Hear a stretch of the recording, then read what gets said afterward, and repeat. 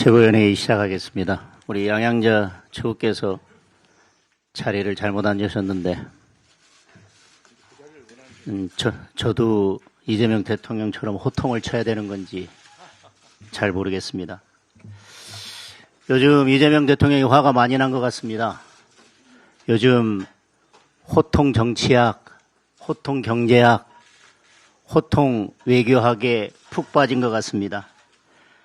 야당한테 화내고 언론한테 화내고 국민한테도 화를 냅니다. 온갖 원색적인 표현도 모자라서 심지어 캄보디아어로도 화를 냅니다. 그런데 번지수가 틀려도 한참 틀렸습니다. 집값이 안 잡혀서 분노 조절이 안 되는 모양인데 국민 탓하기 전에 본인부터 한번 돌아보시기 바랍니다. 대통령이 보유한 분당 아파트가 1년새 무려 6억 원이나 올랐습니다. 인천 국회의원 되면서 2022년부터 판다더니 아직도 팔지 않고 있습니다. 4년째 못 팔았으면 못 판 게 아니라 안 판 겁니다. 이미 4년째 실거주하지 않고 앞으로도 4년 이상 실거주를 못할 것 같습니다. 대통령 논리대로라면 무슨 수를 써서라도 당장 팔아야 하지 않겠습니까? 대통령부터 똘똘한 한 채 쥐고 버티는 것처럼 보이니까 무슨 정책을 내도 약발이 먹힐 리가 없습니다. 계곡 정비보다 부동산 잡는 게 쉽다고 윽박지릅니다. 포크레인 몰고 호통친다고 잡힐 집값이라면 그 쉬운 것을 왜 여태 못 잡았습니까? 느닷없이 설탕세 끄집어냈다가 여론이 좋지 않자 부담금인데 세금이라고 했다고 언론이 왜곡한다고 화를 냅니다. 안 그래도 어려운 민생에 서민들이 더 피해를 보게 되는데 세금으로 부르면 안 되고 부담금으로 부르면 괜찮은 건지 궁금합니다. 제가 국민의힘 당협위원장 공개 오디션을 통해서 입당한 지 만 7년이 되었고 횟수로는 8년 차가 됩니다. 저는 이 8년 동안 당 지도부가 단 한 번도 임기를 마치는 것을 본 적이 없습니다. 항상 어떤 식으로든 당 지도부를 흔들고 주저앉히려는 움직임이 있었습니다. 이거 많이 부끄럽지 않습니까? 되레 당원이 선택한 적도 없는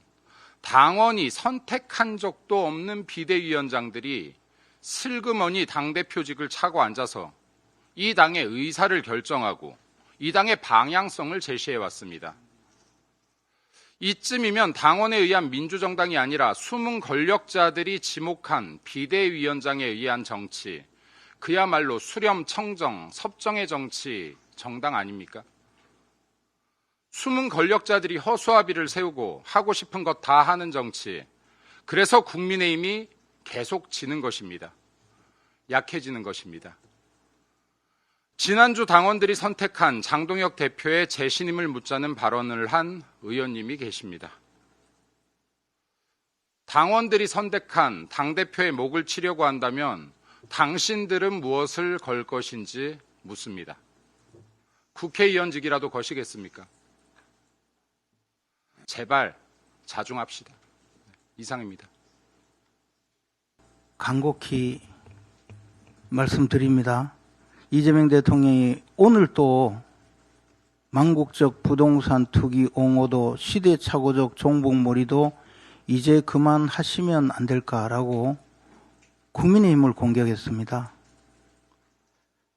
아무리 이야기도 안 되는데 알약 좀 어떻게 그만 드시게 정말 좀 이러다가 정말 망조 듭니다.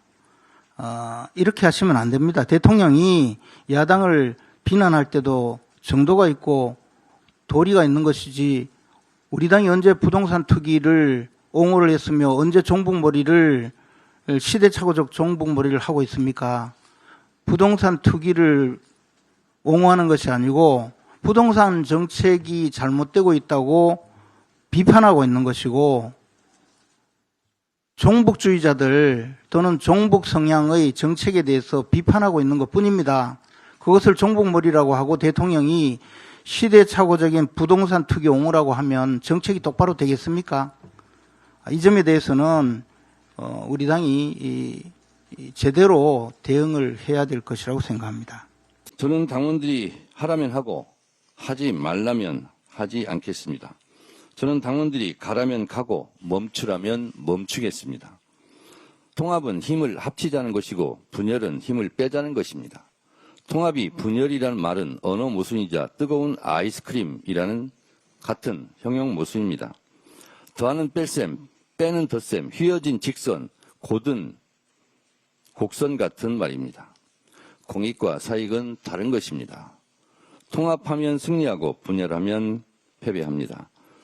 충분한 정보가 주어지지 않은 상태에서 숙고하지 않은 제 속도전으로 OX만 묻는다면 그것은 당원을 거수기로 전락시키는 일종의 인민민주주의적 방식에 불과하다. 그래서 우리는 이 민주주의를 실질적으로 어떻게 발전시켜야 할지 하는 것을 깊이 생각하지 않으면 굉장히 큰 낭패를 볼 수도 있다라는 것을 항상 유의해야 한다고 생각합니다.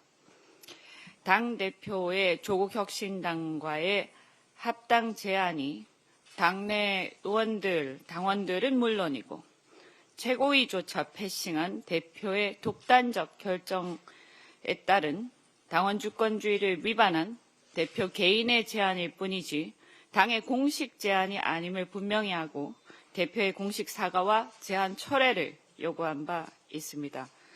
그러나 그 이후에 어떠한 답도 저희는 듣지 못했고 민주적 선결 절차를 패싱한 어떠한 합당론이나 협상도 유효하지 않음을 분명히 밝혀둡니다. 영화나 소설을 보면 고대 로마에서는 2인자, 3인자들에 의한 반란이 빈번했습니다. 최근 상황을 보면 고대 로마가 생각납니다. 하늘 아래 두 개의 태양은 있을 수 없다는 것이 진리입니다. 더욱이 대통령의 임기 초에는 말해서 무엇하겠습니까? 한마디로 이 사안의 정치적 본질은 대통령에 대한 지지율이 매우 높고 대통령의 권한이 강력한 임기 초반에 2인자, 3인자들이 판을 바꾸고 프레임을 바꾸어 당권과 대권을 향한 욕망, 본인들이 간판이 되려는 욕망이 표출된 결과임을 부인하기 어렵습니다. 다가오는 지선도 이재명 정부 국정 지지로 치르면 충분합니다. 그런데 그 간판을 바꾸려는 불필요한 시도를 할 필요가 뭐가 있겠습니까? 정부 출범 1년도 안 된 시점에 조기 합당은 당내 차기 대권 논쟁을 조기 점화하고 집권 여당으로서 이재명 정부를 뒷받침하는 입법과 정책에 집중하기보다 차기 정부의 구상에 대한 논쟁으로 날샐 가능성이 많습니다. 당대표가 부족해서 벌어지는 일입니다. 당원들께서는 당대표에게 탓을 해주시기 바랍니다. 저는 당대표를 하면서 매일같이 밀물처럼 밀려오는 과제들을 처리합니다. 어제 처리한 일은 오늘 생각하지 않습니다. 또 내일 밀려올 파도는 오늘 처리하는 일을 소홀하게 할 수 있기 때문에 오늘 일에 집중합니다. 하루하루 최선을 다하고 그 하루하루가 더해져서 저의 임기가 진행이 될 것입니다.